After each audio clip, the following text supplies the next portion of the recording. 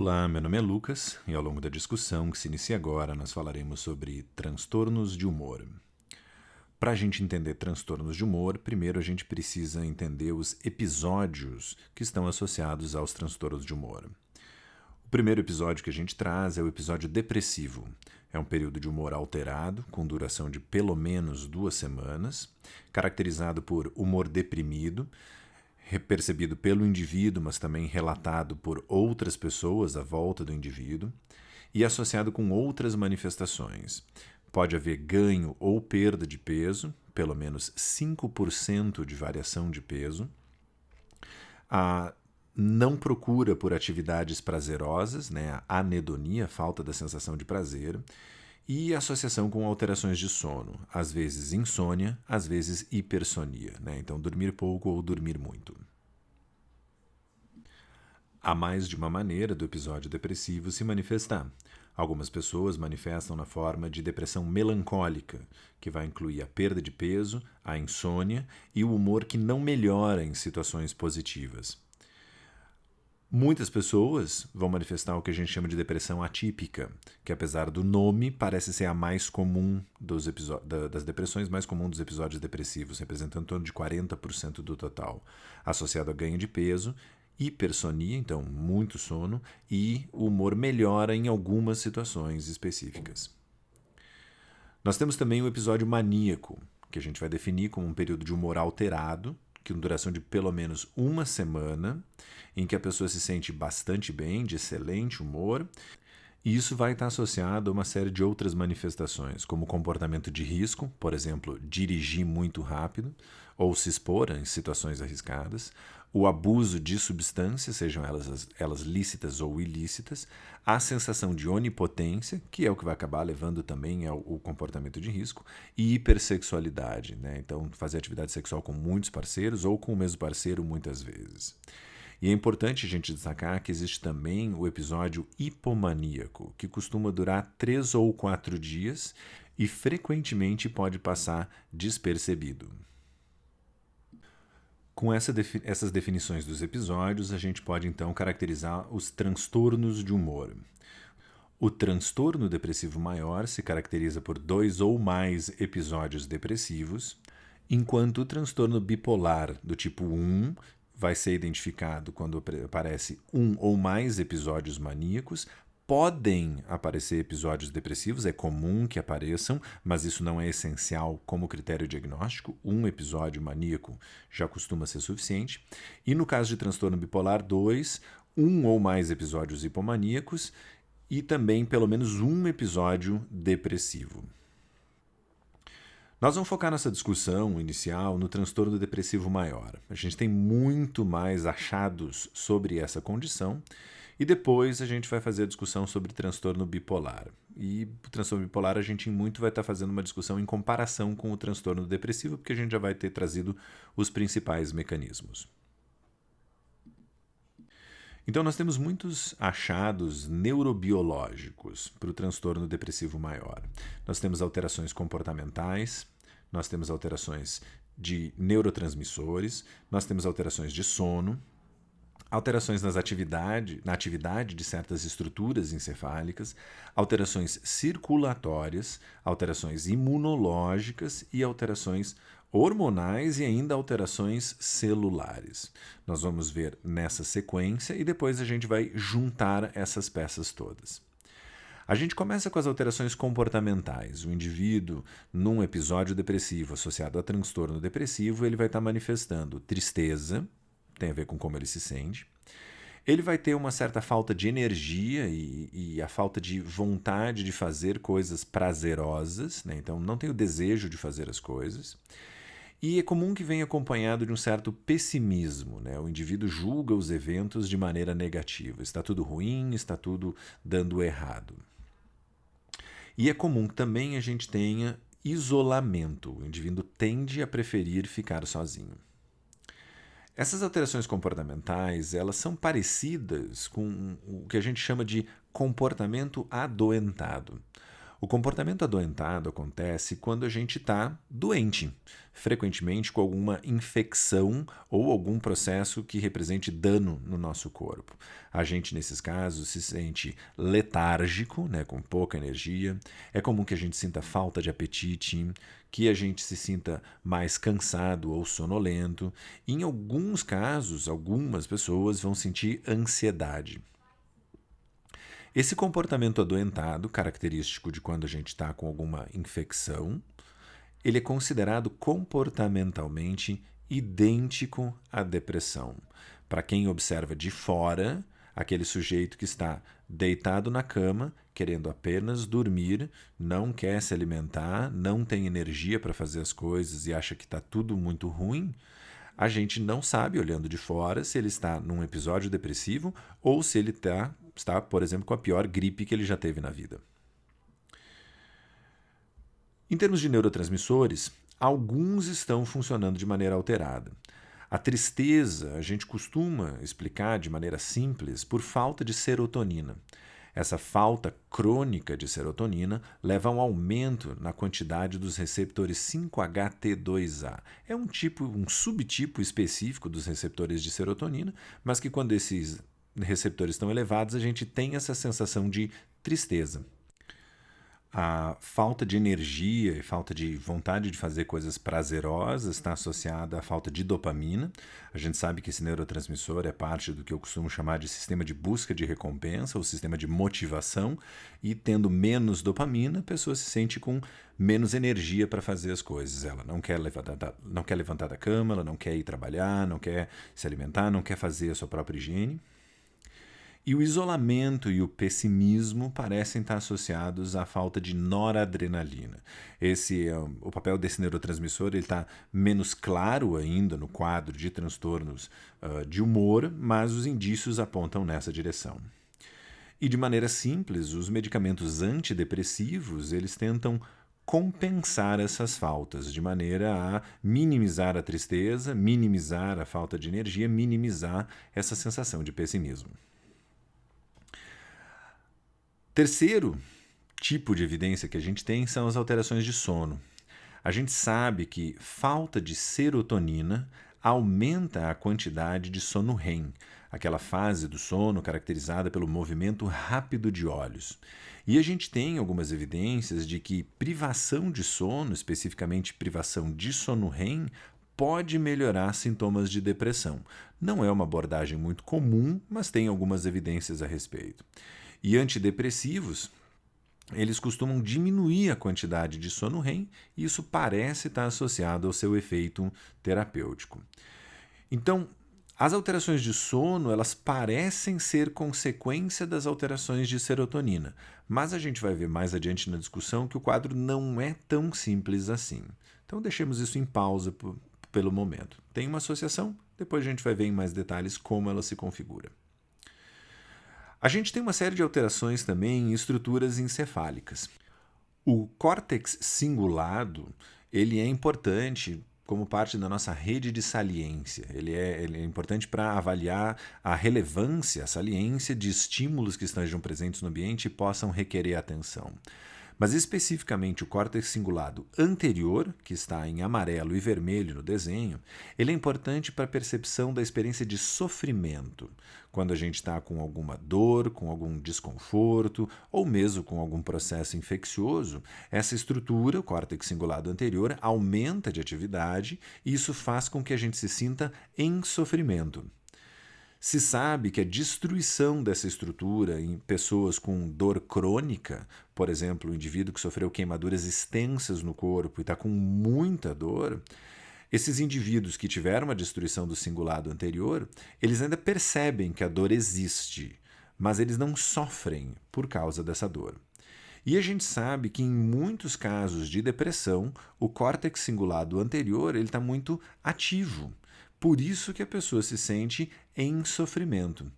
E alguns experimentos recentes com inativação elétrica do córtex cingulado anterior levam à melhora de sintomas. Então, pessoas que estavam em quadros de depressão muito longos, resistentes à intervenção farmacológica e à psicoterapia, essas pessoas conseguem melhorar quando se faz uma inativação elétrica dessa estrutura. Uma parte do córtex cingulado anterior, que é o córtex cingulado anterior subgenual, que é o que está em vermelho na imagem, é rica em transportadores de serotonina. Os transportadores de serotonina são proteínas com o papel de retirar a serotonina da fenda sináptica.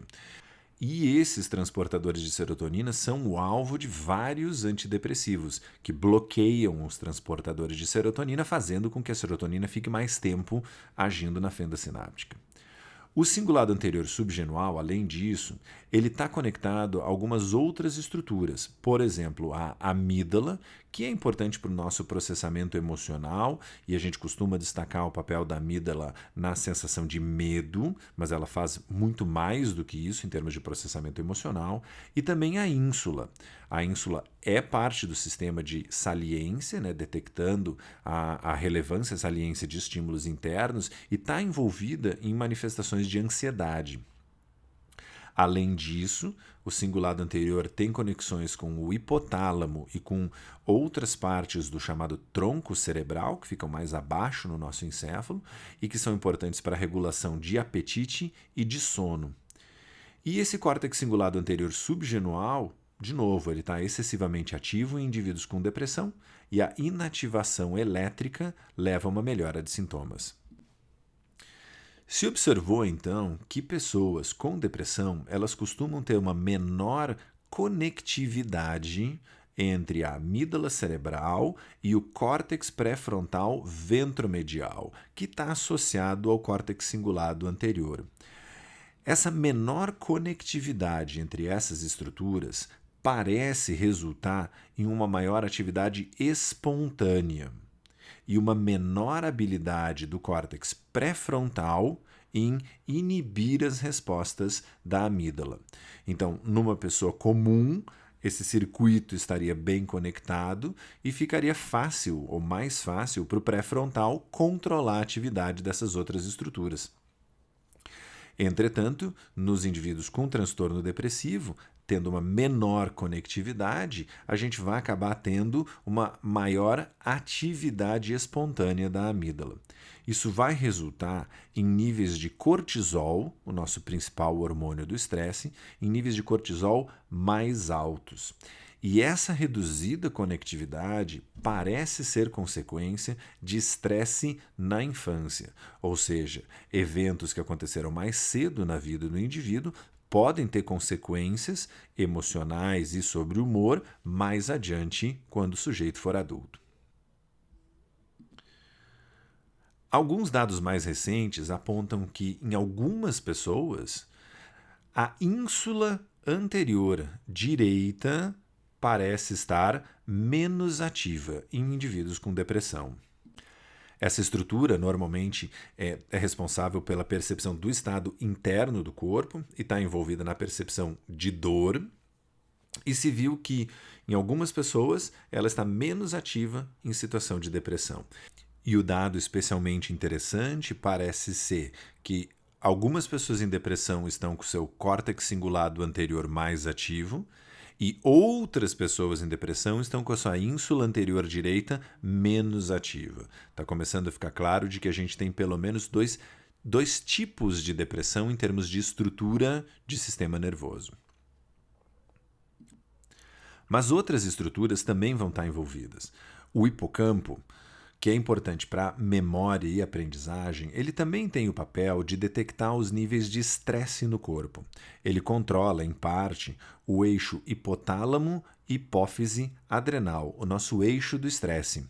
E em situações de estresse crônico, o hipocampo ele diminui de tamanho por falta de uma proteína importante, que é o fator neurotrófico derivado de cérebro ou derivado de encéfalo. A gente usa a sigla em inglês BDNF.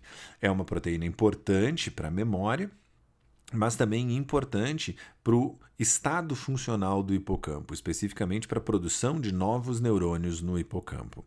Então, o hipocampo pode sofrer as consequências do estresse, o que vai levar a uma dificuldade maior de controlar os níveis de estresse. Se observou que muitas pessoas em depressão, elas têm alterações circulatórias.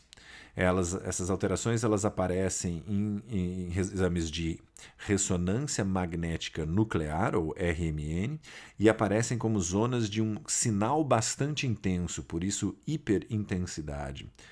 Se costuma interpretar que essas alterações elas estão associadas a uma degeneração de conexões no sistema nervoso que estão associadas a uma redução de circulação. E é importante mencionar isso porque o cérebro do indivíduo que passou por um episódio depressivo, ele, mesmo que o indivíduo já tenha saído desse episódio depressivo, esse cérebro não é mais o mesmo. Ele fica com algumas marcas do que aconteceu com o indivíduo. E essas alterações elas vão estar presentes em indivíduos com transtorno depressivo, mas também em indivíduos com transtorno bipolar. A gente vai ter alterações imunológicas acontecendo. A gente aqui precisa destacar a importância das citocinas, que a gente tem que ter cuidado para não confundir com o neurotransmissor e o hormônio ocitocina. Né? O som é parecido, mas eles não têm relação um com o outro. As citocinas são substâncias produzidas pelo sistema imunológico para controlar o próprio sistema imunológico. A analogia que eu costumo fazer é que como se fossem os imunotransmissores. São as substâncias que as células do sistema imunológico usam para se comunicar. Essas citocinas, elas são responsáveis pela manifestação do comportamento adoentado, que a gente trouxe lá como o primeiro tipo de evidência. Especificamente uma citocina chamada interleucina 6, ela age no córtex cingulado, aumentando a sua atividade. Então, essas alterações imunológicas, elas começam a se caracterizar como a ponte entre vários níveis de evidência, o nível comportamental e o nível de estrutura do sistema nervoso. A gente vai ter, junto como mais uma evidência, as alterações hormonais, o eixo hipotálamo-hipófise adrenal, mencionado brevemente quando a gente falou em hipocampo, ele vai estar liberando os hormônios do estresse, né? Ele vai estar liberando os glicocorticoides, o mais importante deles é o cortisol. Esses hormônios do estresse eles são detectados pelo hipocampo e afetam a produção do BDNF. Esses hormônios eles vão afetar a atividade imunológica, porque uma das coisas que eles fazem é diminuir a resposta inflamatória e, de maneira mais ampla, alterar o funcionamento do nosso sistema imunológico. E a produção desses hormônios costuma flutuar ao longo do dia. Numa situação saudável, a gente deveria produzir esses hormônios na hora próximo da gente acordar, para acelerar um pouco o nosso corpo. Mas o indivíduo em depressão, ele acaba produzindo os hormônios do estresse em vários momentos do dia ou ao longo do dia inteiro, e esse eixo do estresse se torna especialmente responsivo. Eventos que não deveriam levar a uma resposta de estresse podem levar a uma resposta de estresse. E o nosso último tipo de evidência são as alterações em algumas células presentes em sistema nervoso central, especificamente as células da micróglia. Essas células são células do sistema imunológico que residem em sistema nervoso central. Essas células, quando são expostas a estresse prolongado, uma situação de estresse crônico, elas sofrem alterações. De início, aumenta a quantidade de micróglia, aumenta o número de células de sistema imunológico presentes no sistema nervoso central. Depois, houve uma redução no número de células, especialmente em hipocampo. E isso está associado à menor responsividade do hipocampo a estresse. E bem importante, como são células do sistema imunológico, elas são capazes de produzir citocinas, incluindo a interleucina 6, que afeta o funcionamento do cingulado. Vamos colocar então as peças no lugar. A gente começa com uma série de alterações hormonais, levando a um excesso de glicocorticoides, um excesso, por exemplo, do hormônio cortisol, nosso principal hormônio do estresse. Usualmente, essa resposta vai estar acontecendo por conta de eventos ambientais, excesso de trabalho, conflitos na família ou situação de negligência, miséria, violência.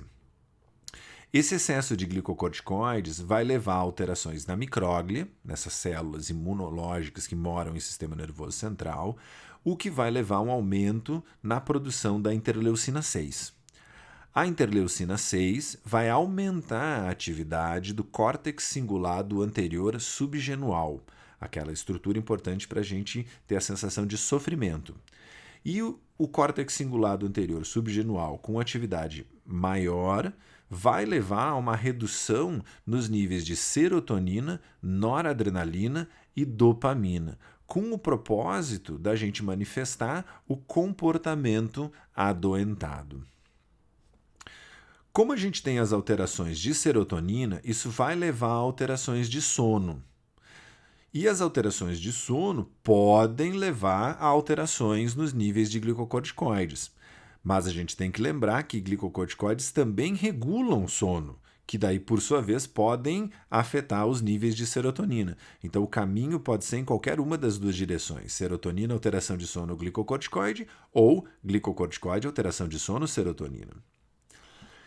Com tudo isso acontecendo, os glicocorticoides eles vão levar uma diminuição na produção do BDNF, aquela proteína importante para o hipocampo, o que vai levar à alteração no hipocampo, fazendo com que fique mais difícil o controle sobre os glicocorticoides, porque o hipocampo tem esse papel. Aqui a gente estabelece um ciclo vicioso, em que a alteração de glicocorticoide afeta o BDNF, que afeta o hipocampo, que não consegue mais controlar os glicocorticoides.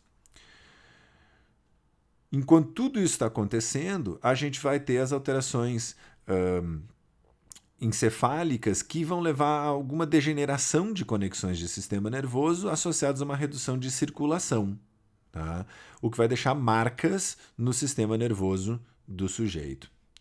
Então, o que a gente tem é uma sequência de eventos que estão operando em múltiplos níveis. A gente pode começar com os eventos ambientais, levando a um excesso de glicocorticoides, com a sequência começando a partir daí, mas a gente também pode iniciar um episódio depressivo, por exemplo, com alterações de sono. O indivíduo muda o seu ritmo de trabalho, começa a ter que dormir menos ou dormir mais tarde, ou às vezes vai trabalhar à noite, tem que dormir durante o dia, e as alterações de sono levam às alterações de glicocorticoides. E no fim eu acabo estabelecendo 2 círculos viciosos. Um deles tinha sido explicitado, o excesso de glicocorticoides, a redução do BDNF e as alterações em hipocampo. Mas eu tenho esse outro ciclo que é as alterações em glicocorticoides, que vão levar às alterações de serotonina, às alterações de sono, que levam a alterações em glicocorticoides, né? Foi apresentado, mas não explicitado como um círculo vicioso. Então tem pelo menos 2 círculos viciosos mantendo o sujeito preso nesse estado de depressão. O que é possível como tratamento? Para a maior parte dos casos de depressão, a melhor abordagem inicial é psicoterapia. Várias vertentes da psicologia podem ser úteis nesse caso, seja terapia cognitivo-comportamental, seja terapia interpessoal, que trabalha com a ideia de que os relacionamentos costumam ser a fonte de sofrimento das pessoas, e faz sentido se a gente levar em conta de que estresse frequentemente tem origem nos relacionamentos, ou psicanálise. As evidências indicam que para as depressões moderadas ou leves, que corresponde à maior parte dos casos de depressão, psicoterapia é tão ou mais eficaz do que antidepressivos. Terapia cognitivo-comportamental é especialmente útil para aqueles indivíduos que têm depressão associada à atividade reduzida na ínsula direita. No momento que eu estou fazendo essa gravação, ainda não se tornou hábito fazer testagem para ver se a depressão da pessoa é depressão associada a cingulado anterior ou se é associada à ínsula direita. Isso é feito em contexto experimental ainda, mas a esperança é de que mais adiante se torne um pouco mais comum esse tipo de coisa. Mesmo assim, não são as técnicas necessárias para se conseguir fazer esse tipo de investigação não são simples, né? Usualmente vai requerer, por exemplo, ressonância magnética nuclear funcional, que é algo ainda bastante caro. Muitas pessoas, em vez da psicoterapia, fazem uso de antidepressivos. Os antidepressivos, eles de maneira geral afetam a serotonina, a noradrenalina e a dopamina. A gente destaca o papel importante dos efeitos sobre serotonina. Ao aumentar a serotonina, isso vai diminuir a quantidade de 2 subtipos dos receptores de serotonina e o aumento na quantidade de outro subtipo, e o efeito terapêutico parece estar associado à redução dos receptores do tipo 5-HT2. O efeito dos antidepressivos ele é estatisticamente significativo, mas clinicamente pequeno. Essa distinção frequentemente se perde no discurso. Eu costumo trazer como exemplo a questão de uma dieta para perda de peso. Então, lança-se uma nova dieta, uma mudança alimentar para perda de peso, e essa mudança alimentar faz com que todo mundo que faz essa dieta perca peso. Se todo mundo perder peso, vai ser estatisticamente significativo esse efeito. Só que se tu for olhar quanto de peso as pessoas perderam, elas perderam 100, 200 gramas. Esse não é um resultado clinicamente relevante. Então, para as depressões leves, o efeito dos antidepressivos ele existe, mas ele é pequeno.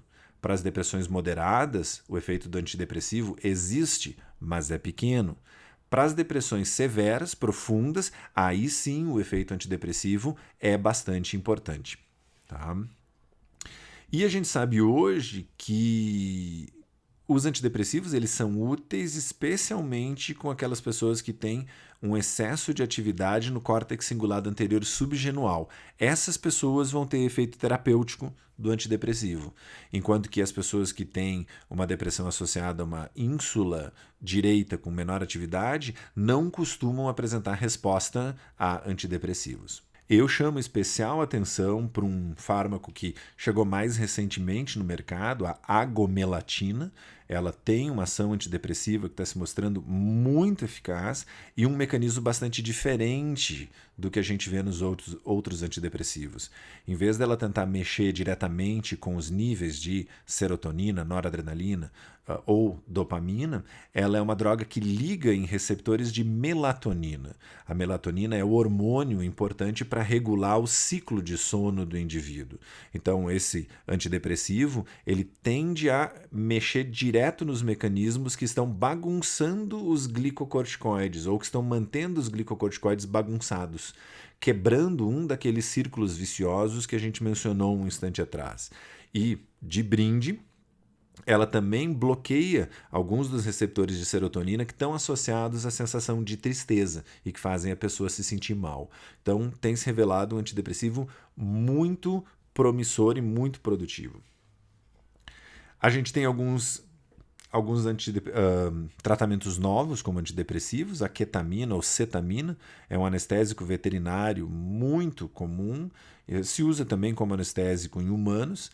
Está se vendo que por mecanismos ainda não muito claros, né? Se sabe que ela bloqueia receptores de NMDA, isso aumenta a atividade do glutamato em receptores do tipo AMPA, são receptores de glutamato, mas está se descobrindo que ela também tem alguns outros efeitos, por exemplo, sobre fator de crescimento semelhante à insulina, o IGF-1, que por sua vez afeta o BDNF. Então são mecanismos muito recentes em termos de investigação e tem um efeito antidepressivo em poucas horas. O problema, a limitação da ketamina é que ela é também um alucinógeno. Então a pessoa vai ter um barato ao consumir a ketamina. Por isso que ela é usada apenas em contextos bem específicos e sob supervisão, né? O sujeito só sai depois de tiver passado o barato. A gente tem o tópico polêmico da eletroconvulsoterapia, que as pessoas costumam chamar de eletrochoque. A gente tem evidências de que ela é eficiente, especialmente comparado com antidepressivos, mas é algo que não é simples de ser aplicado no indivíduo, que tem uma associação histórica muito complicada de às vezes, no passado, tratamentos desnecessários e assim por diante. Então, é um recurso que se costuma usar apenas em situações extremas de que o indivíduo não responde à psicoterapia, não responde à farmacoterapia, né, os antidepressivos, e, bom, está numa situação quase catatônica, aí você vai para uma medida extrema. A gente tem com certa popularidade os fitoterápicos, né, eu destaco a erva de São João. A eficácia desse tipo de intervenção não está muito bem estabelecida ainda, e como boa parte dos fitoterápicos, a gente tem que fazer o alerta de que tem muita variação na preparação de cada produto. Então, mesmo que se compre da mesma empresa, né, se a planta foi colhida com chuva, se a planta foi colhida com sol, isso pode afetar a concentração do fitoterápico, só trazendo como exemplo. Então, é algo que algumas pessoas fazem uso, mas não costuma ser uma coisa tão bem organizada e estruturada como um antidepressivo. E a gente tem algumas coisas mais novas, como, por exemplo, estimulação magnética transcraniana, como uma alternativa à eletroconvulsoterapia, é bastante eficaz. E algumas coisas experimentais, como a estimulação elétrica do nervo vago, que está sendo tentada, e a estimulação elétrica do córtex cingulado anterior subgenual, que já foi mencionado mais cedo nessa discussão. Nesse contexto de depressão, é importante a gente mencionar a associação com o suicídio. O suicídio está entre as 10 causas mais comuns de morte. Isso não costuma ser muito divulgado, porque pode estimular que algumas pessoas tentem suicídio, e está entre as 3 causas mais comuns de morte em pessoas jovens, né, indivíduos entre 15 e 34 anos de idade. Para a nossa discussão, a gente tem que fazer a distinção entre ideação suicida, entre pensar em cometer suicídio, as tentativas de suicídio e o suicídio propriamente dito, o indivíduo que foi bem sucedido na sua tentativa. Na maior parte dos casos, o que está se discutindo são as tentativas de suicídio e o suicídio propriamente dito, porque eles são concretos. A ideação talvez seja mais comum e a gente não faça muita ideia de quão comum ela é, porque ela não se torna concreta. O suicídio, ele comumente vai estar associado à depressão, mas não em qualquer indivíduo com depressão.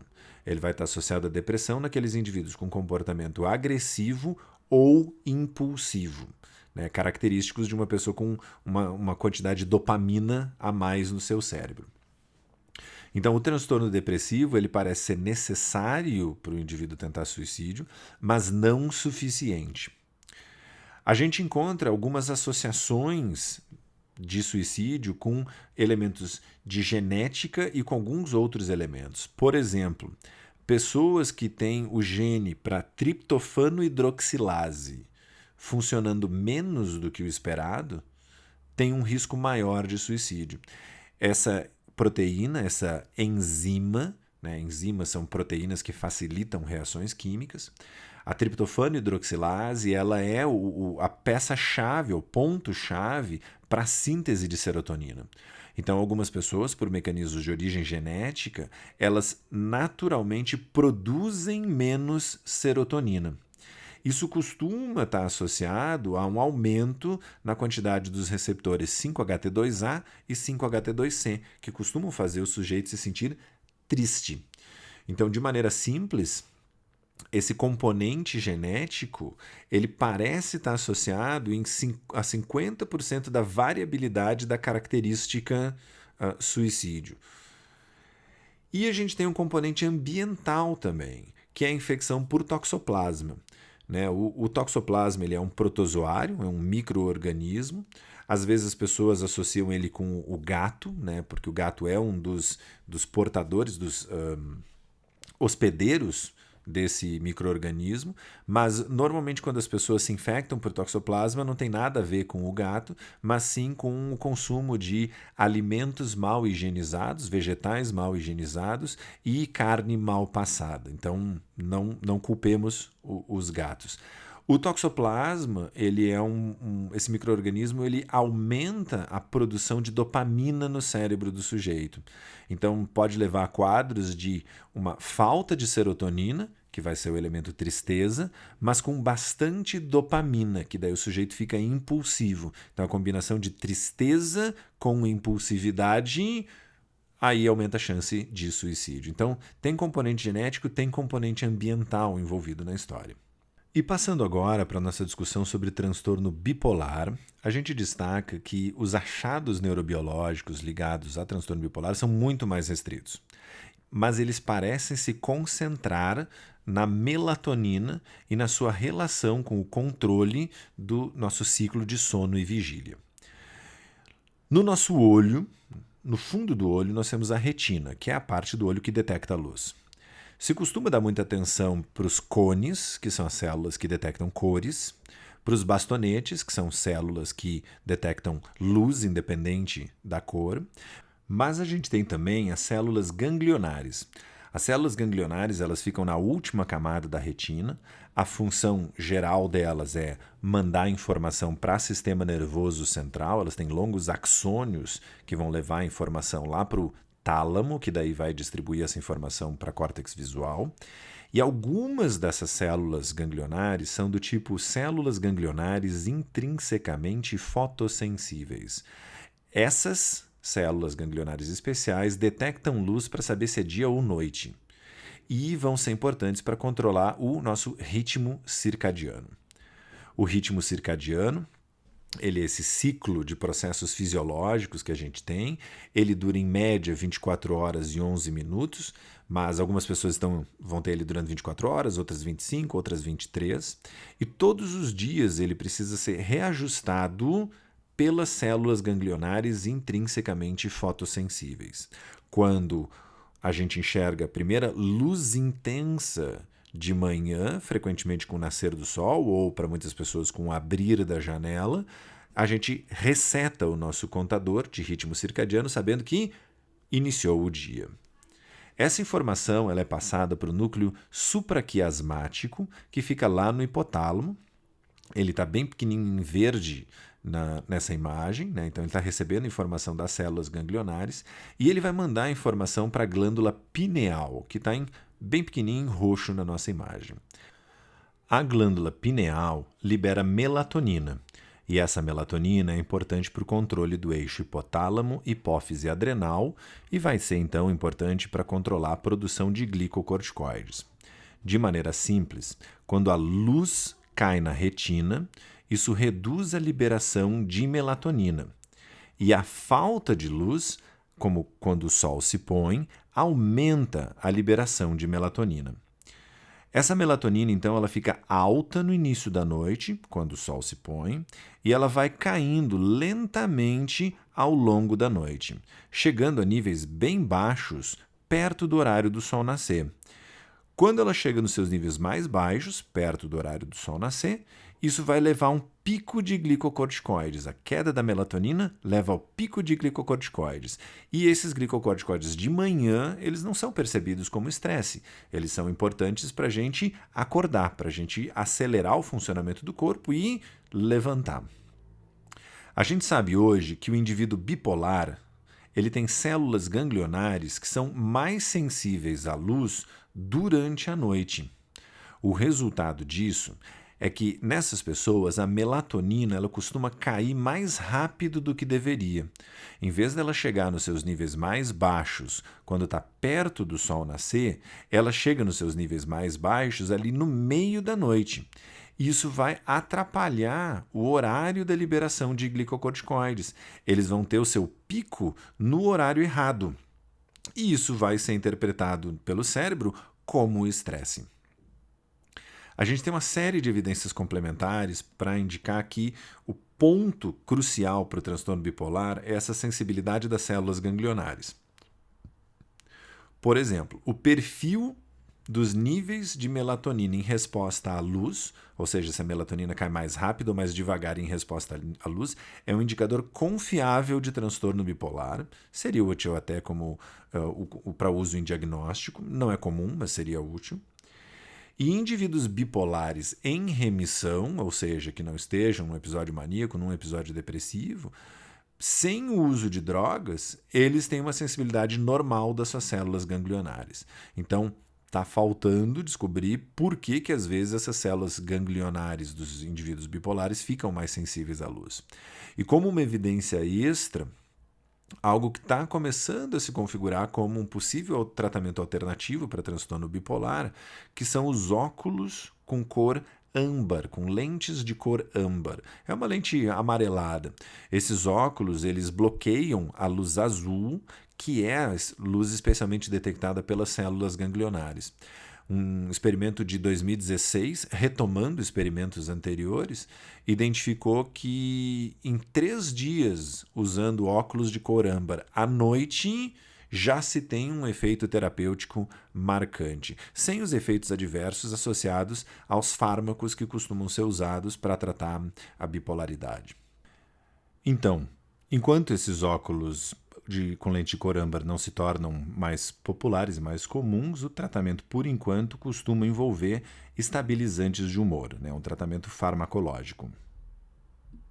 Os 2 estabilizantes de humor que a gente vai destacar são o valproato e o lítio.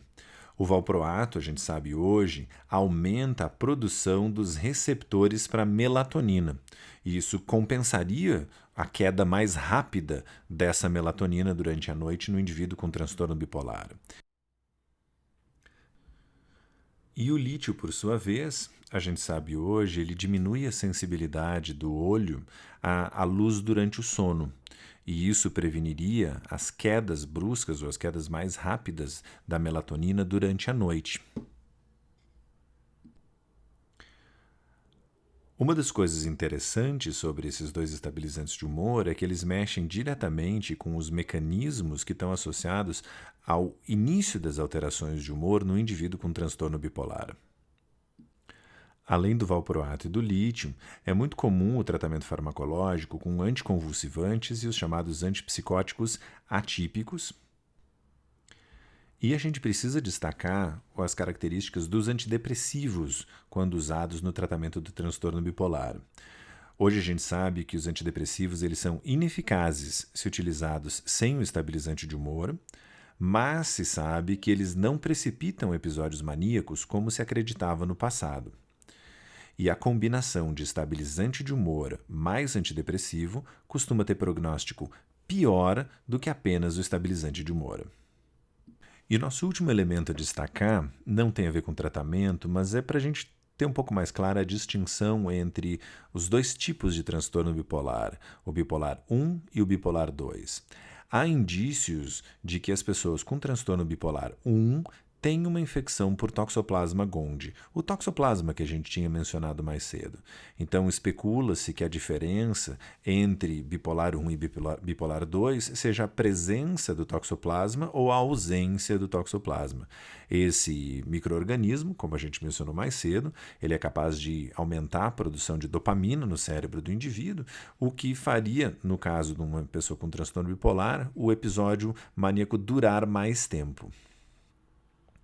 A nossa síntese, então, é que o transtorno depressivo e o transtorno bipolar eles possuem mecanismos que são bastante diferentes, mas com manifestações que são semelhantes.